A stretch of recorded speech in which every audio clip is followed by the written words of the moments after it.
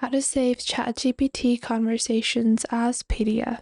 Hello everyone and welcome back. In today's video, I'll be showing you guys how you can save your ChatGPT conversations as a PDF. So there's no direct way to do it, but you can still pretty easily do it. To do this, simply go to the top of the chat. However, if your conversation is extremely long and it's very difficult to scroll up to the conversation, just click on share on the top right. When you click on share, this will create a copyable link. And once you copy this link, you can choose to make it discoverable. And if you go into a brand new tab like so and paste it in like so, what it's going to do is that it's going to open up directly from the chat and it's not going to have any of the other options. So you can just do command top and then this will lead you to the top, or just scroll to the top of the conversation. Then you're going to do a right click and then click on print. Once you click on print over here, you have the ability to save as a PDF, and that's what you're going to do. You're going to select all pages and you have your default layout. Then you can click on more settings and you can choose your margins. They're set at default, but you can set them at none